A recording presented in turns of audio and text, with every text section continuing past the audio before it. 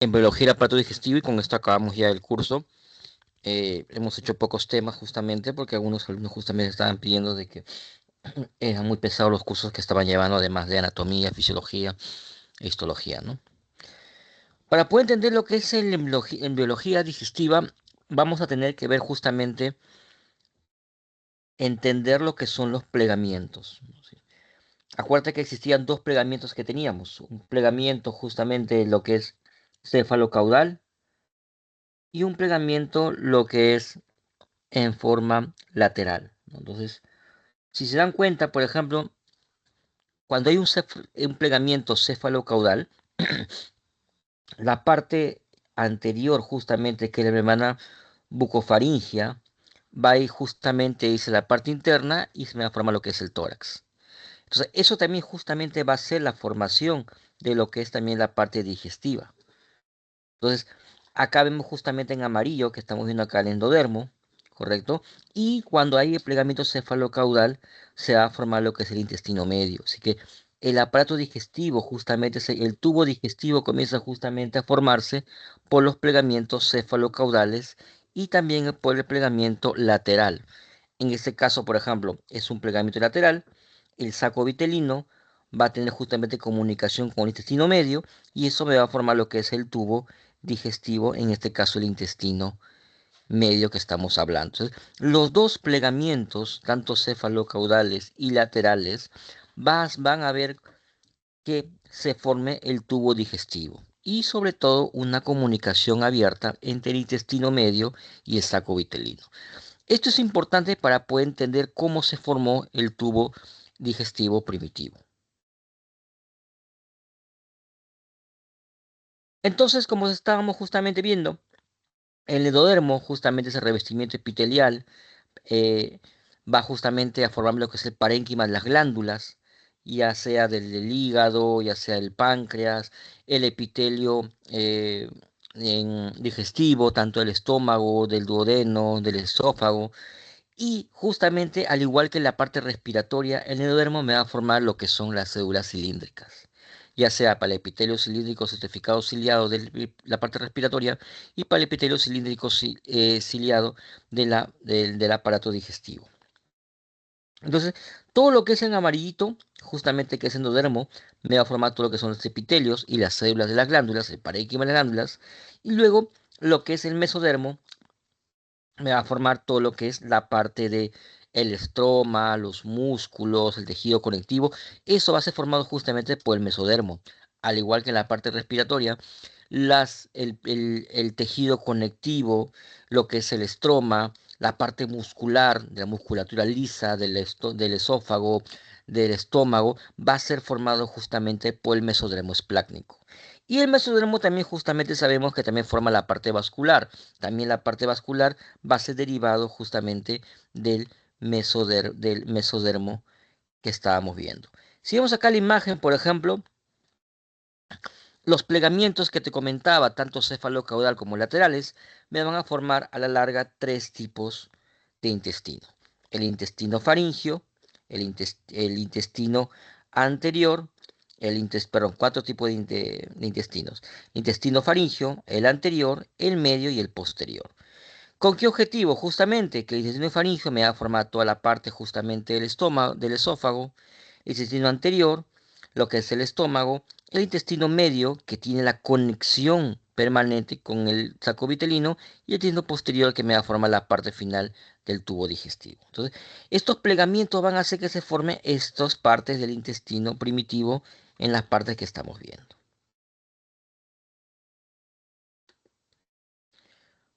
Otra imagen justamente en lo que están viendo.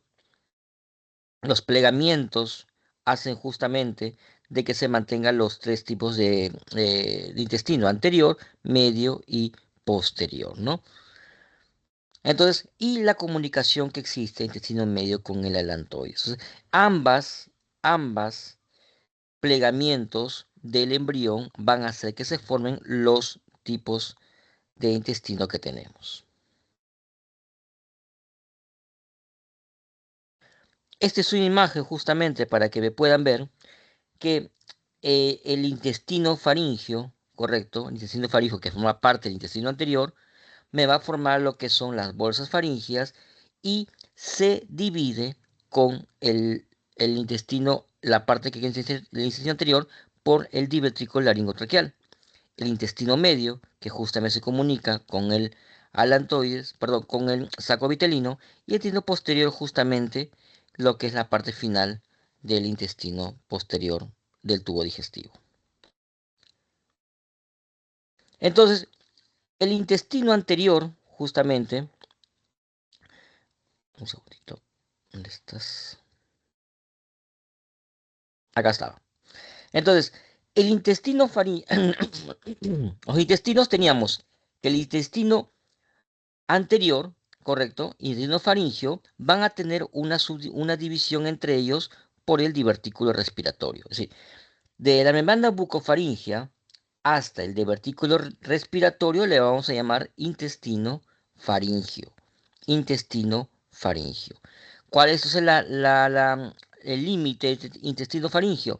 El divertículo respiratorio. Acuérdate que el divertículo respiratorio es el que me va a formar lo que es todo el árbol respiratorio de los pulmones en el embrión.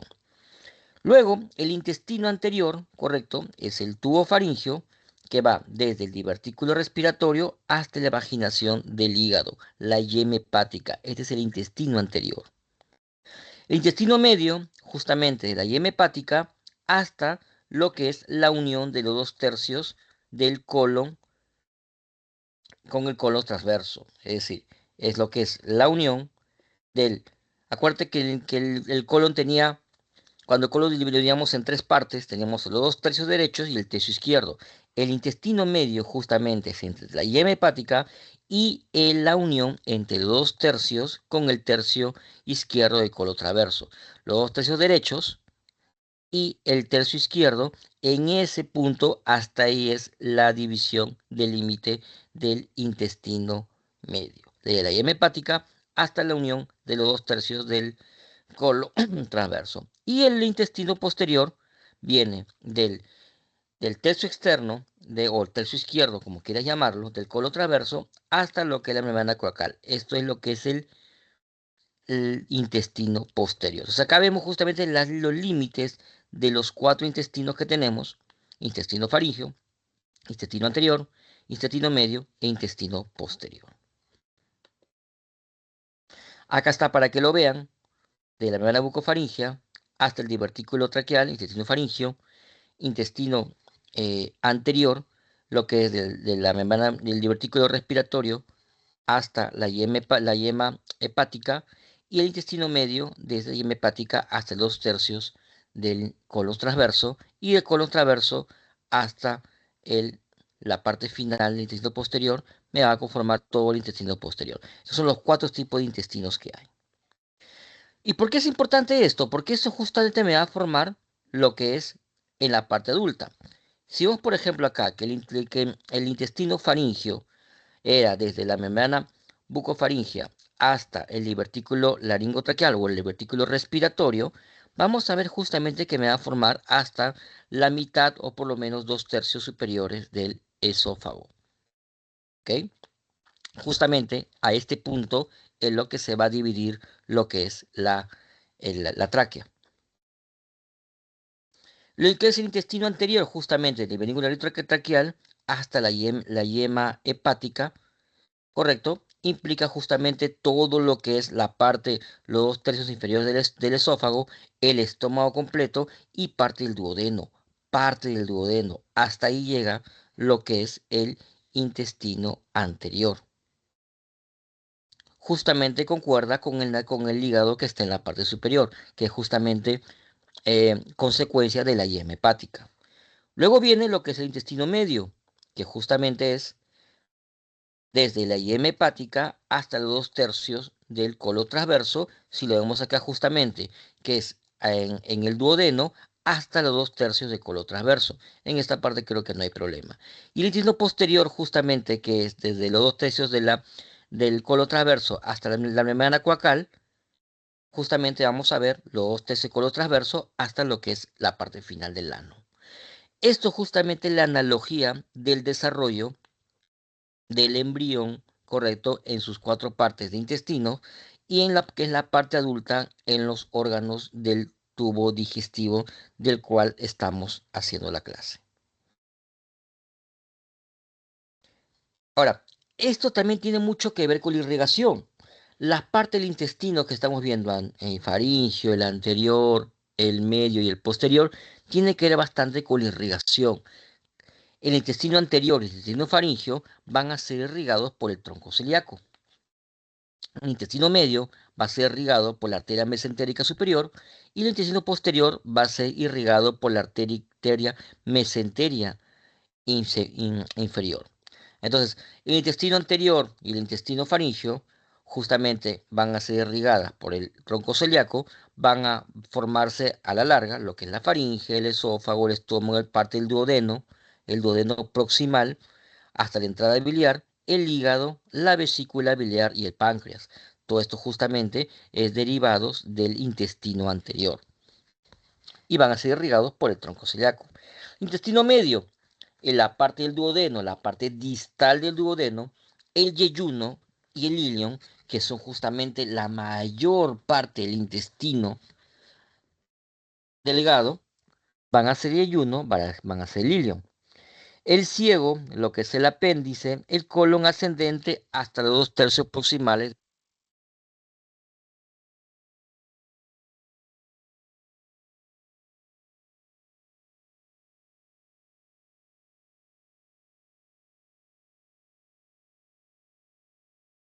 Doctor, creo que están mutados.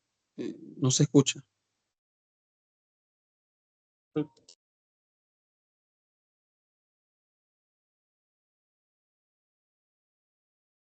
Hola, ¿me escuchas ahora? Sí, doctor. Sí, recién.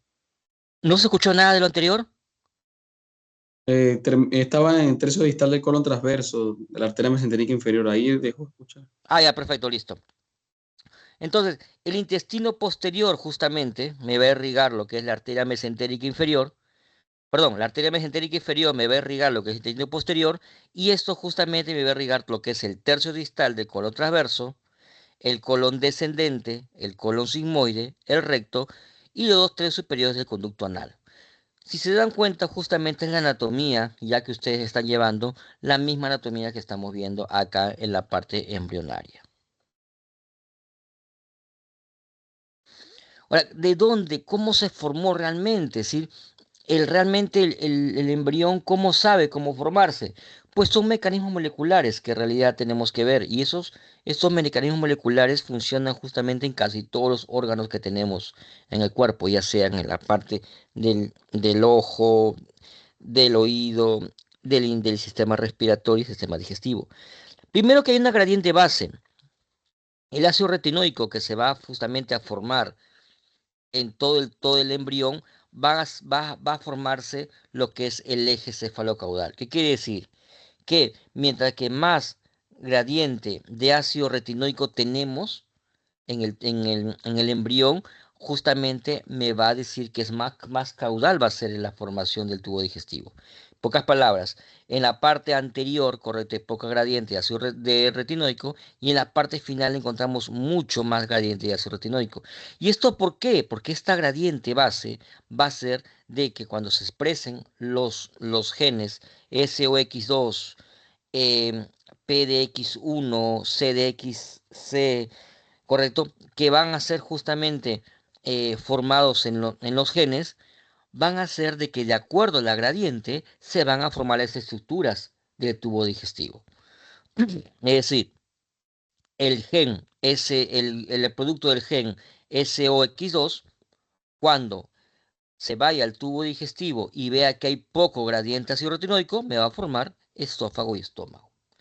Si justamente el gen PDX1 ve que hay una gradiente regular o moderada en ese tubo digestivo, me va a formar el duodeno. Entonces, de acuerdo a la gradiente retinoico y las expresiones de la factores de transcripción, van a hacer que se van a formar justamente lo que es las partes del intestino y la parte del tubo digestivo del embrión. Y una vez que estos genes se están expresando en el tubo digestivo, el endodermo va a secretar, bueno, es un nombre un poco raro, lo voy a poner con siglas, SHH, y este SHH va a inducir genes HOX en el mesodermo. Y ambas comunicaciones entre ellos van a formar todo lo que es el órgano en sólido. En pocas palabras, el endodermo va a secretar sonic genes HOX y que va a inducir genes HOX en el mesodermo, y la respuesta de esos genes HOX en mesodermos van a hacer que se formen los órganos y va a hacer la interacción entre el epitelio y lo que es el parénquima, la parte muscular y la parte lacerosa, por ejemplo. Entonces, son tres tipos justamente de la parte molecular que se forma el tubo digestivo. La gradiente de ácido retinoico, que me va a permitir justamente el desarrollo cefalocaudal, lo que son las expresiones de los genes, los códigos de barras que me puedas entender, que son la expresión del código SOX2, PDX1, CDXC, CDXA, que justamente va a determinar, de acuerdo al ácido retinoico, qué órgano se va a formar en el tubo digestivo. Y luego las expresiones de Sonic Genehox y la HOX, ambas interacciones de ellos van a formar lo que es la interacción entre el epitelio y el mesénquima. Acuérdate que el estómago, por ejemplo, tiene epitelio cilíndrico ciliado, que es justamente derivación del endodermo, pero la parte de las glándulas, la parte músculo liso, el tejido conectivo de la submucosa van a ser formadas por el mesodermo. Entonces, esas expresiones entre Sonic Hedgehogs y HOX, estas interacciones entre ellos me va a formar a la larga lo que es el epitelio y lo que es las capas de la submucosa muscular y serosa que tiene lo que es el estómago. ¿Ok?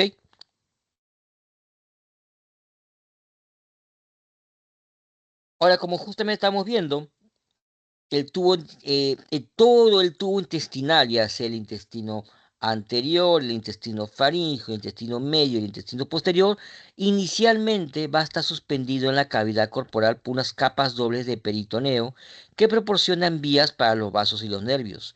¿Cómo se llama esta suspensión donde está el tubo digestivo suspendido en una dirección cefalocaudal? Se van a llamar los mesenterios. Tenemos un mesenterio dorsales que va desde la parte cefálica hasta la parte caudal, es en forma continua, que vamos a llamar el mesogastrio dorsal, el mesoduodeno dorsal, el mesenterio propiamente dicho y el mesocolon dorsal. Y los derivados ventrales, es decir, aparte de la suspensión posterior que tenemos por los derivados dorsales de los mesenterios, también tenemos los derivados ventrales, que en este caso va a ser el mesenterio ventral, que se va a dividir en dos, en el aumento mayor y en el ligamento falciforme, justamente a la altura del intestino medio. Entonces, ¿cómo entendemos esta parte un poco compleja de los mesenterios? ¿Qué son los mesenterios? Tenemos dos mesenterios, como le estaba comentando, el mesenterio dorsal y el mesenterio ventral. Ahora voy a poner acá con un puntito.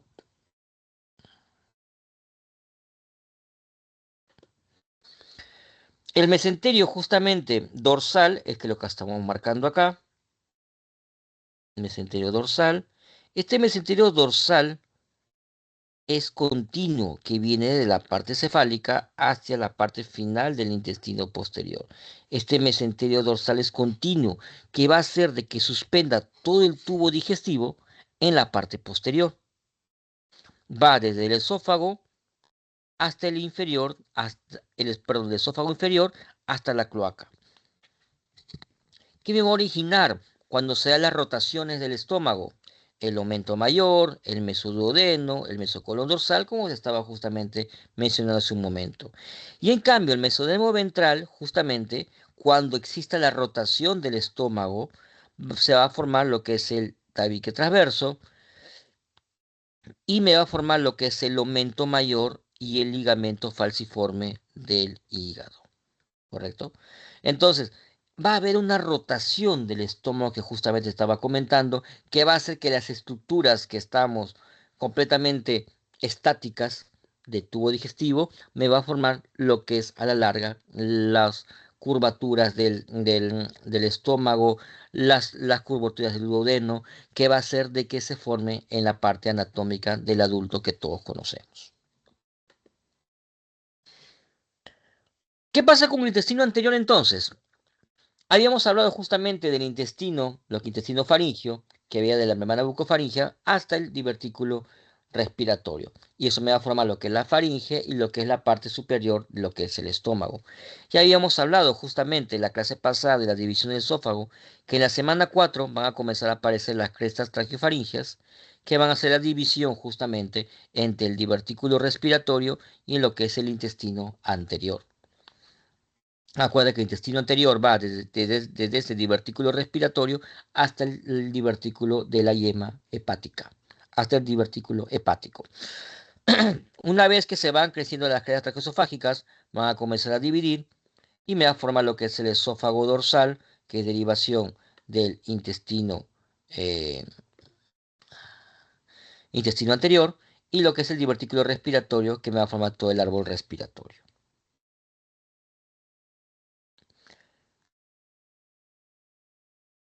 Nuevamente, para que veas la misma imagen, pero en otro ángulo, en el intestino anterior se va a formar el trabequio traqueosofágico, van a hacer una división entre ellas para que se formen primordios respiratorios y a la larga, la fase 3, se va a dividir el primordio respiratorio ventral y el esófago dorsal, hace una división entre el tubo digestivo y el tubo respiratorio. ¿Ya? Como sabemos, justamente en el esófago tenemos 2/3 superiores, que tiene músculo estriado inervado por el nervio vago y el tercio inferior justamente inervado por el plexo espláncnico. Y eso te das cuenta cuando tú, por ejemplo, a veces comes algo entero, lo que le pasa, bueno, de repente a veces te ha pasado ayer, te pasó hoy día, de repente comes algo muy entero, a veces puedes sentir justamente cómo pasa el alimento, lo puedes sentir justamente. Y puedes sentir a veces peristaltismo, pero lo puedes sentir en el esófago hasta cierto punto. Justamente lo sientes hasta los 2/3 superiores, que justamente están inervados por el nervio vago y lo puedes sentir.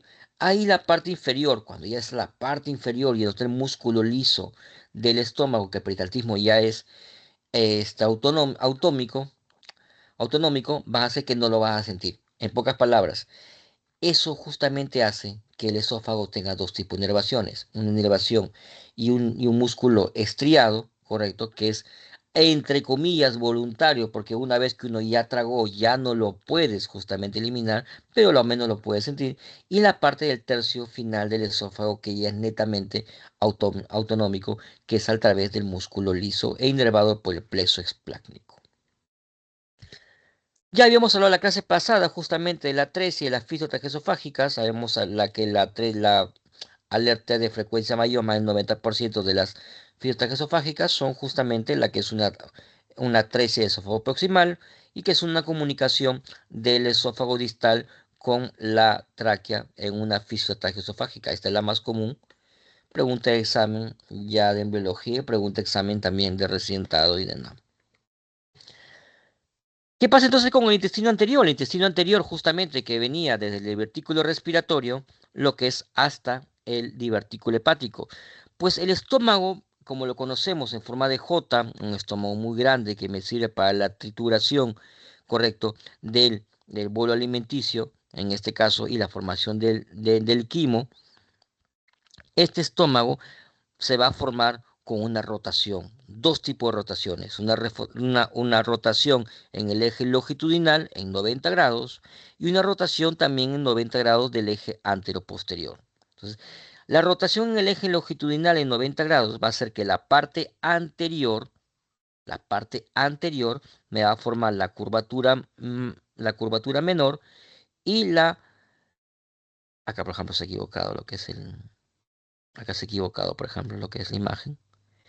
La curvatura mayor crece mucho más rápido y va a ser justamente la parte posterior del estómago y la curvatura menor justamente va a ser la parte anterior del estómago, ¿correcto?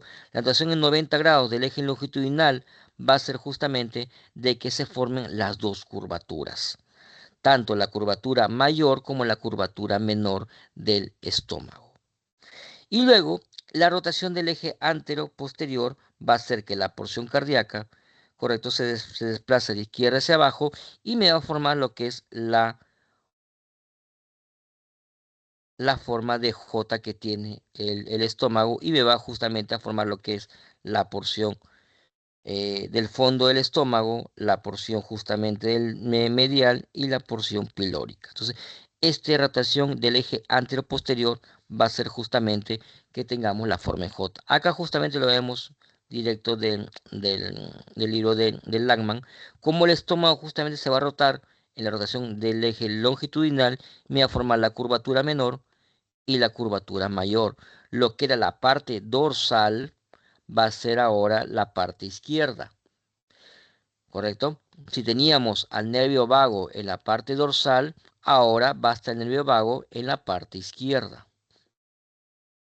Y lo que era la parte anterior en la rotación del eje longitudinal va a ser ahora la parte derecha, justamente donde va la curvatura menor. Esto va a ser la rotación longitudinal, y luego la rotación anteroposterior, correcto, va a ser de que se va a formar la J del estómago, perdón, y esto va a traer en consecuencia la rotación también del duodeno, ¿sí? La rotación del estómago va a hacer que el duodeno también justamente se comience a rotar en una forma de C. Nuevamente lo vemos acá, por ejemplo, el eje longitudinal en sentido antihorario, ya lo habíamos hablado.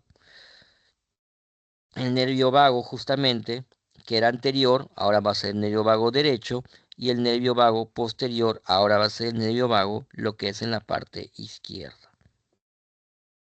¿Correcto?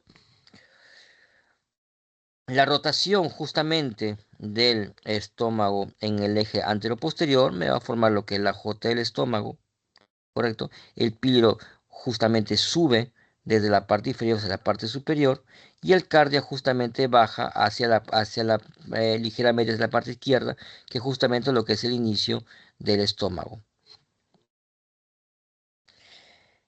Esta rotación justamente del estómago también va a hacer que se va a rotar también lo que es el duodeno. El duodeno también va a comenzar a rotar y ya se forma una forma de C. Acuerda que el duodeno tenemos una parte que está en la parte peritoneal, retroperitoneal, y una parte justamente que está en la parte peritoneal. Es justamente el eje, la fijación es el duodeno, tanto para el estómago, que va a tener mucho movimiento en la parte abdominal, y el esófago, que está fijado justamente al tórax, van a hacer de que estos sean los soportes en la parte adulta de todo el tubo digestivo. Imagínate que el duodeno no estuviera fijado en la parte retroperitoneal. Cuando comenzamos a hacer la digestión y los intestinos comiencen a moverse, puede moverse el duodeno y va a ser justamente un desorden en todo el tránsito intestinal. Entonces tenemos dos partes fijas muy bien del aparato digestivo. El esófago, que está fijado justamente en el tórax, y lo que es el duodeno, que está fijado en la parte retroperitoneal. Eso hace que el duodeno el yeyuno y el ilion, y la parte distal del duodeno, se mantengan en, como dice, flotando, pero justamente en movimiento con las bolsas peritoneales que tenemos en el abdomen. Entonces, el intestino anterior, justamente lo que estamos viendo acá, la imagen de acá, el intestino anterior, ponerle como otra flechita.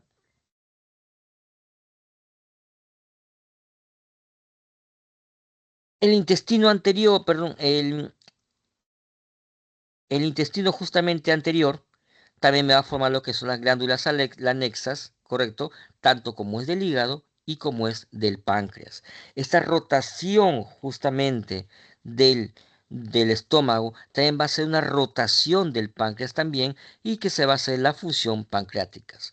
Previamente, del divertículo hepático que tenemos, se van a comenzar a formar todo lo que son las células del parénquima.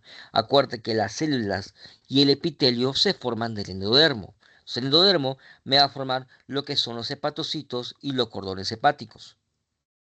En cambio, el mesodermo, que justamente a través del tabique transverso, me va a formar lo que son las células hematopoyéticas, las células de Kupffer y todo el tejido conectivo de la arquitectura hepática que conocemos. Entonces, Cuando tú veas, por ejemplo, en tu lámina histología, cuando veas el polígono hepático, te vas a dar cuenta que los hepatocitos van a ser formados por el endodermo y todas las células luego del tejido conectivo, las células hematopoyéticas, las células de Kupffer, los fibroblastos, todo el tejido conectivo reticular que ves en el hígado van a ser formados por el mesodermo.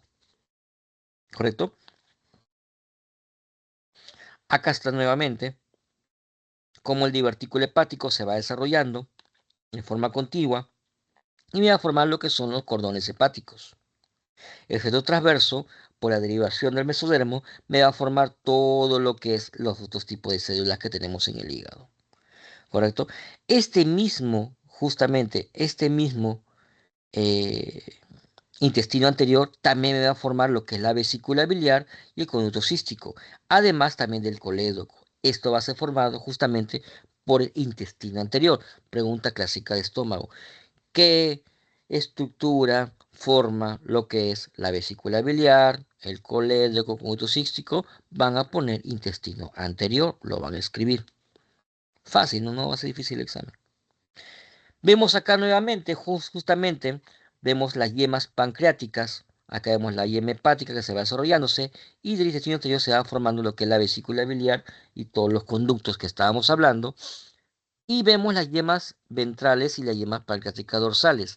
Por la rotación justamente del duodeno, la rotación del duodeno, la parte ventral, el páncreas ventral y el páncreas dorsal ahora van a ser superior e inferior. Entonces, y la parte inferior va a rotar hacia la parte posterior del páncreas, haciéndose que esta rotación me dé lo que es la fusión pancreática.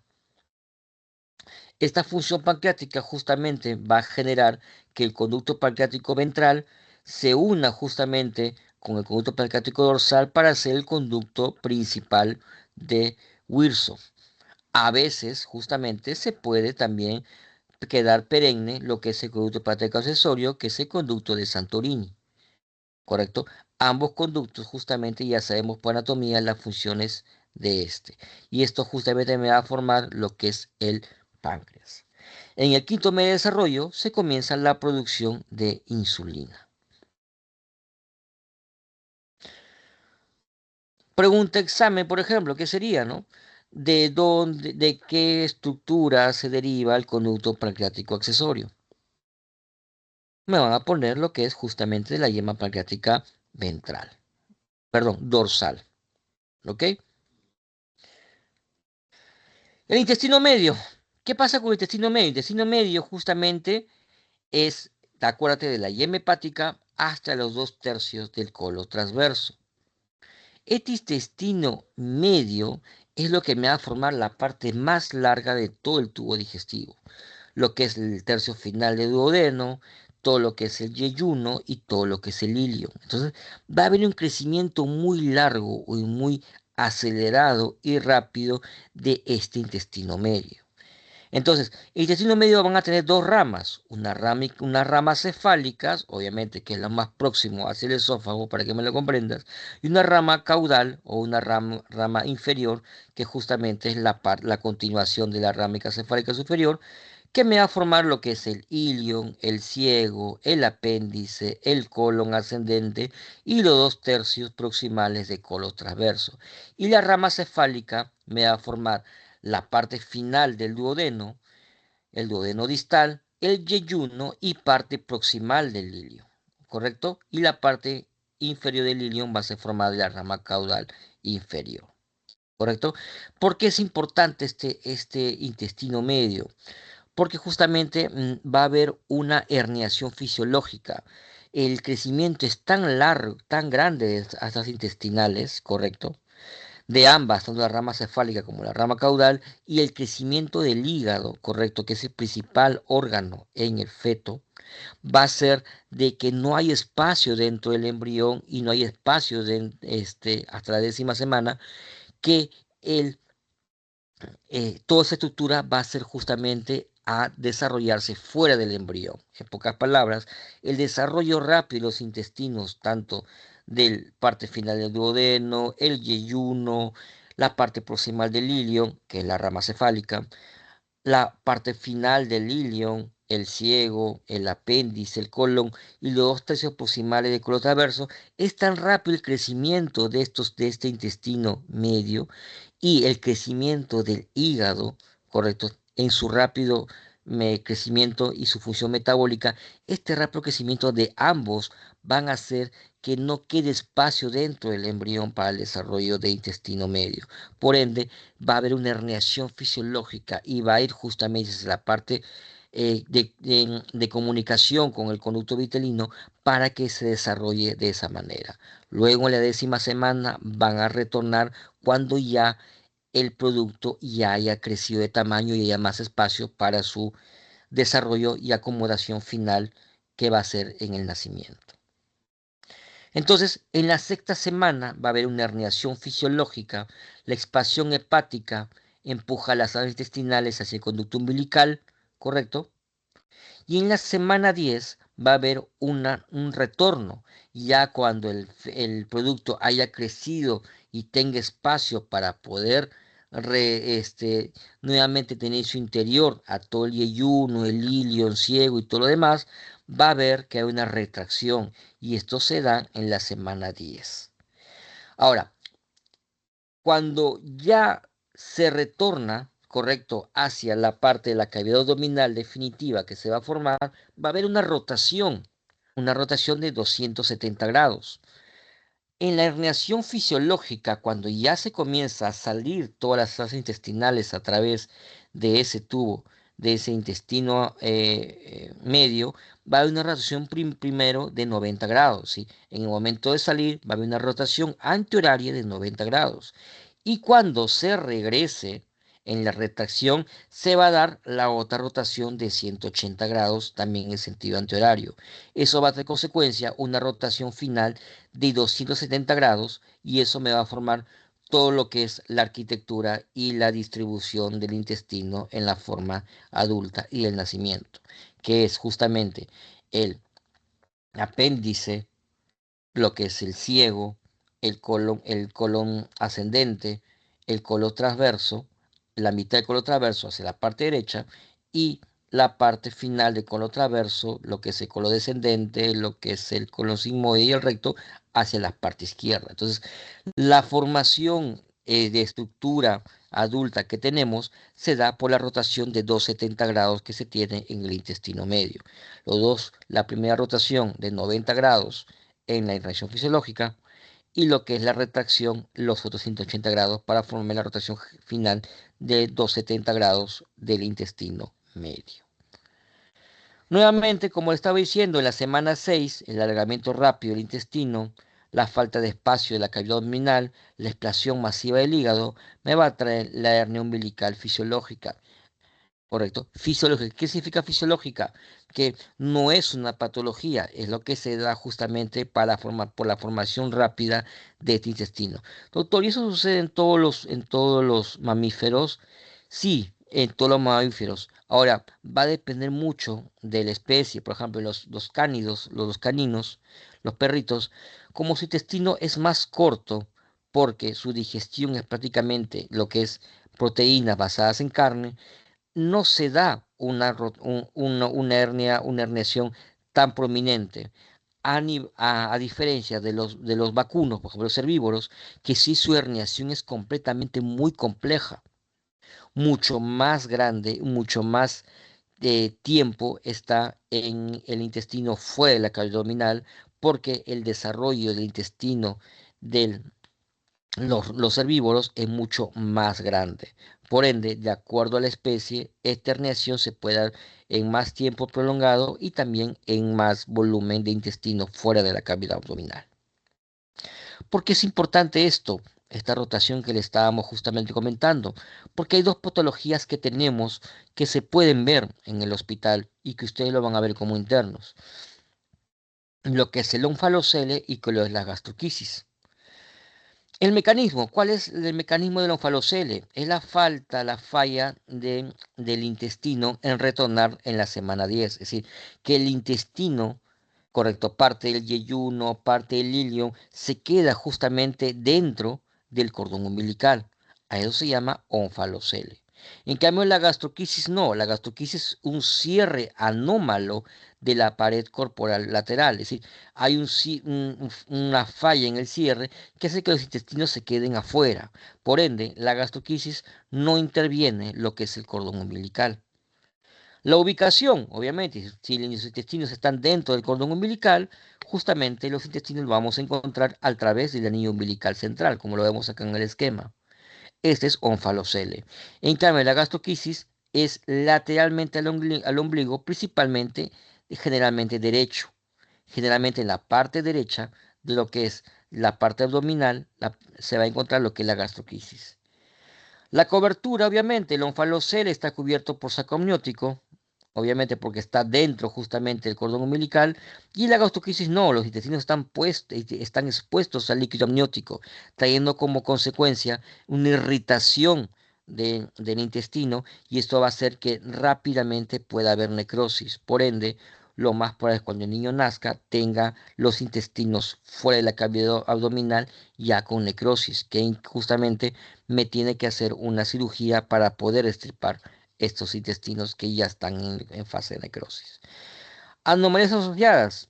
Múltiplemente se dan alta frecuencia en alteraciones cromosómicas y alteraciones cardíacas.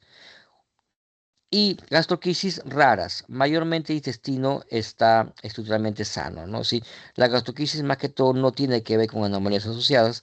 Sin embargo, la onfalocele sí. Pronóstico, una mortalidad de 25%, por más que todas las anomalías asociadas, mayormente la onfalocele tiene anomalías cardíacas, el corazón hacia afuera o comunicación interventricular. Acuérdate que si hay un fallo justamente en los tabiques y hay un fallo justamente en las cierres del abdomen, también va a haber también fallos en los tabiques y también va a haber fallo en los cierres del tórax también. Entonces, la alta mortalidad justamente el onfalocele es más que se debe asociado por anomalías asociadas a este onfalocele. Y en la gastroquisis, por ejemplo, hay una buena excelencia de supervivencia postoperatoria, pero justamente va a depender qué tanto está necrosado. Puedes tener que si la gastroquisis es muy grande y la cantidad de intestino está muy expuesta, me puede haber justamente dame un síndrome de intestino corto, que trae muchas consecuencias nefastas para el recién nacido, con pérdida de crecimiento, infecciones digestivas, eh, y eso va a traer la consecuencia de talla baja o algún problema más en lo que es en la parte neurológica del feto del niño cuando vaya creciendo. Entonces, mucho va a depender en la gastroquisis lo que es qué tanto de intestino está fuera de la cavidad abdominal. También tenemos también otros eh, eh, anomalías del desarrollo del intestino medio. Tenemos la falta de obliteración, anomalía del conducto vitelino, conocido como el divertico de Meckel, tiene un 2 a 4% de prevalencia, muy importante porque es pregunta de examen en los exámenes posteriores. Es una persistencia del conducto correcto del divertículo de Meckel a 40 a 70 centímetros de la válvula cecal. Puede ser tener contenido, por ejemplo, en ese divertículo puede haber contenido, principalmente gástrico o pancreático ectópico. Tratamiento en este caso, una cirugía para poder corregir. La fístula vitelina, mucho más rara, justamente, es una comunicación directa entre el ombligo y lo que es el ilio. Tratamiento, cirugía. Y la atresia en cáscara de manzana, que es un 10%, es una atresia del yeyuno proximal por isquemia uterina. El intestino edital sobrevive enrollado caprichosamente en un remanente mesentérico, ¿no? Muy raro, correcto. Sin embargo, se puede encontrar en algunos casos. ¿Cuál es el pronóstico en estos casos? Qué tanto está enrollado, en este caso, en esta atresia, para la supervivencia del feto? Ahora, en este caso, ¿cuál es el tratamiento? Quirúrgico. Muchos de estos pacientitos llegan a tener un caso de, por mucha necrosis, de tener un intestino corto, ¿no? Y la parte final, justamente, que es el intestino posterior. El intestino posterior, justamente, estamos viendo la parte final. Acá tenemos a la cloaca y la membrana cloacal. Y vemos justamente lo que es el alantoides y el intestino posterior. El intestino posterior justamente se va a formar cuando el tabique urorectal comienza a desarrollarse. El tabique urorectal, desde la formación cefalocaudal, me va a formar como una especie de tabique, como una especie de cuña, haciendo que se divida entre el aparato reproductor y urinario en la parte anterior y en el intestino posterior, justamente la parte final del tubo digestivo, que va a ser los 2/3, el tercio posterior o tercio izquierdo del colon y lo que es el colon sigmoides, el recto y todo lo demás, ¿no? Entonces, el desarrollo del tabique justamente va a ser el tabique, cuando llegue a la piel, me va a formar el cuerpo perineal. Esto me va a formar lo que es el aparato genitourinario en la parte anterior, que ya se ha visto en la clase anterior, y en la parte del intestino posterior, que me va a formar todo lo que es el tercio externo o izquierdo o posterior del colon, y lo que es lo demás, lo que es el colon sigmoide y el recto, hasta la parte final del tubo digestivo.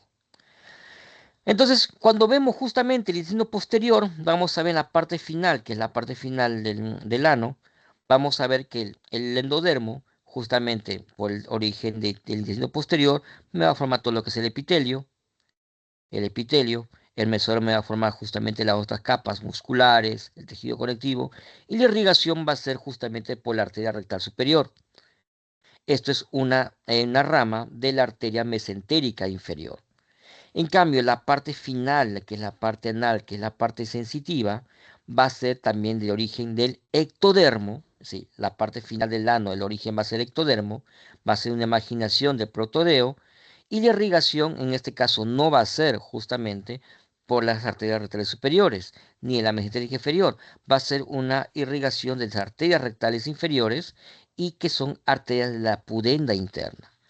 La sensibilidad también va a ser diferente, entonces el origen del conducto anal va a tener un doble origen, un origen de endodermo y un origen de ectodermo. La división para poder encontrar entre ambos es la línea pectínea, que justamente es la transición del epitelio cilíndrico a escamoso. ¿Correcto? Esta línea pectínea, cuando vemos en histología o vemos en anatomía, vamos a ver justamente la transición de epitelios. Así justamente tenemos una parte sensitiva, que es el conducto anal, y una parte obviamente que no es sensitiva, que es en la parte superior del conducto anal, que es obviamente originada por la parte del endodermo. Existen justamente anomalías y alteraciones en el desarrollo del intestino posterior, sí, que son más que todo la falla del tabique rectal, que son las fístulas. ¿Cuál es el mecanismo de estas fístulas? El deseo insuficiente del tabique rectal, que obviamente no me hace una división entre el aparato urogenital y el aparato digestivo, permitiendo que haya unas fístulas, ¿correcto?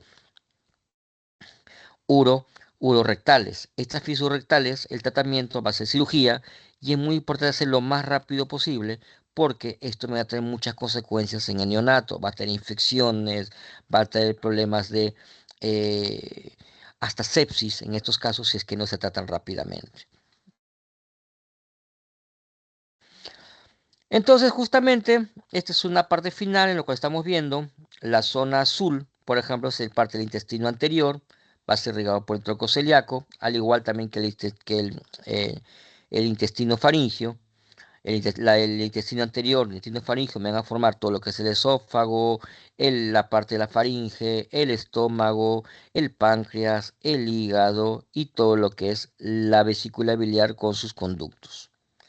La zona amarilla, justamente intestino medio, que me va a formar la parte distal del duodeno, ¿correcto? La parte del yeyuno, la parte del ilion, ¿correcto? Y los 2/3 proximales o los 2/3 derechos del colon. Y la zona verde, justamente, la zona verde, justamente que es el intestino posterior, que va a ser irrigado por la arteria mesentérica inferior. Listos, quedamos chicos acá entonces. ¿Alguna pregunta, alguna duda?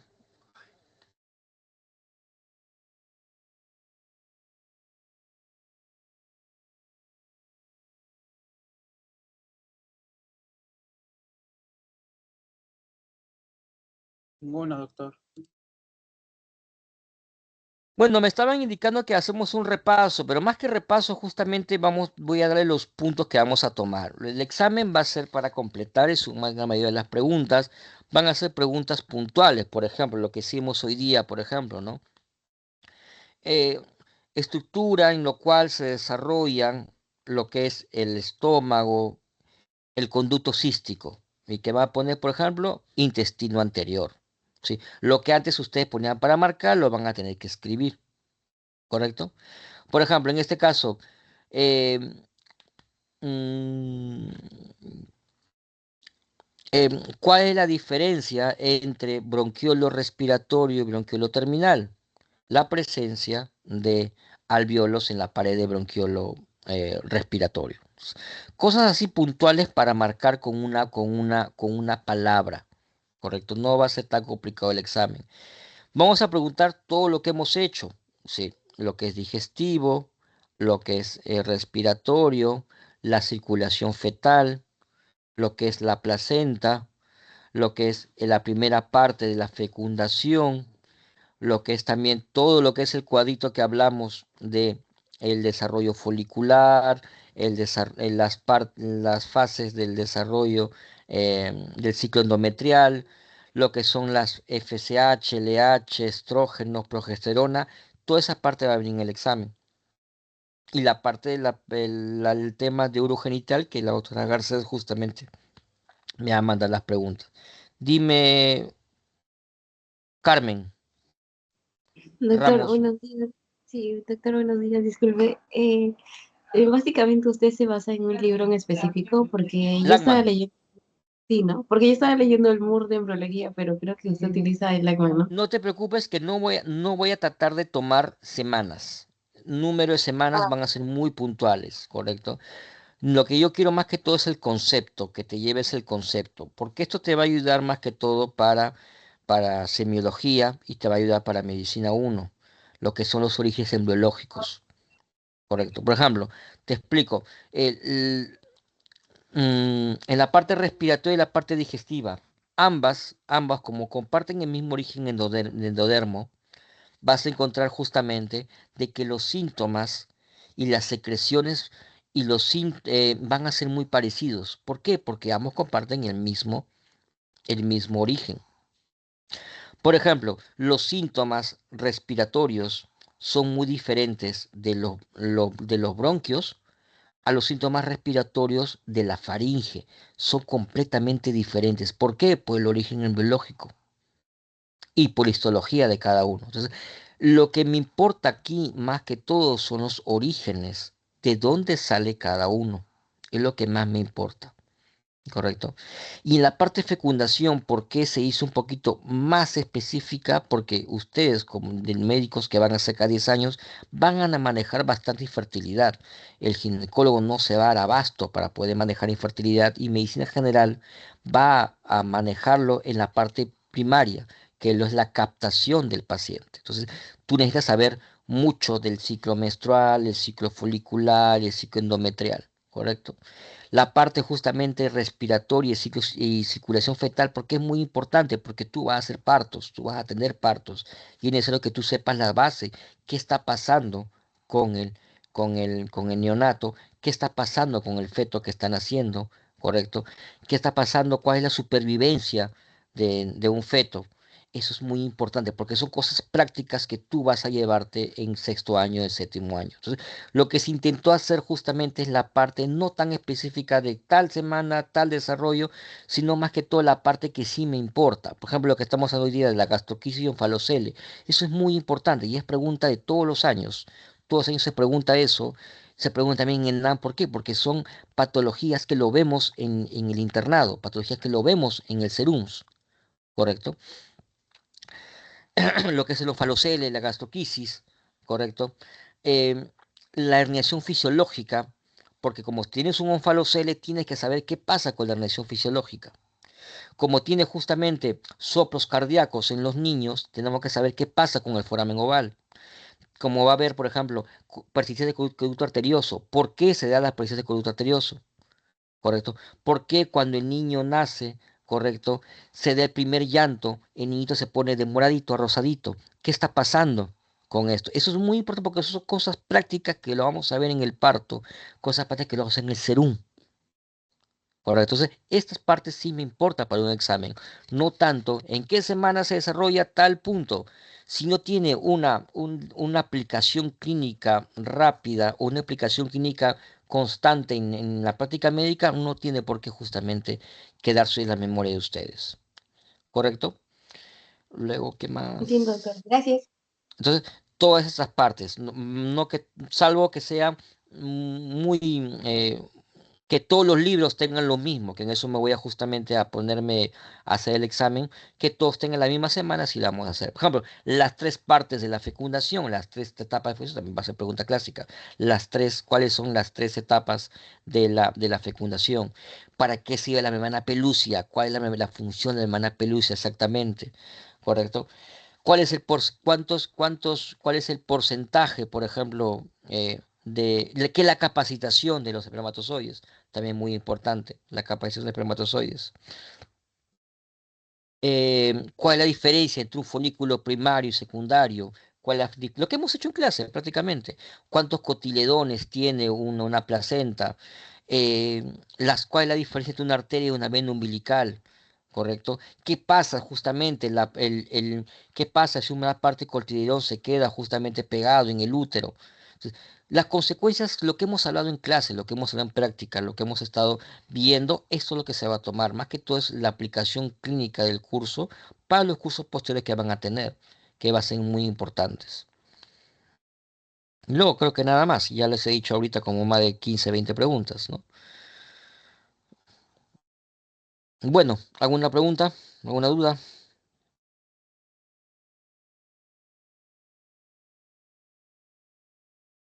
Entonces, quedamos en eso entonces, muchachos, que tengan buenos días y espero que hayan salido bien en sus demás cursos.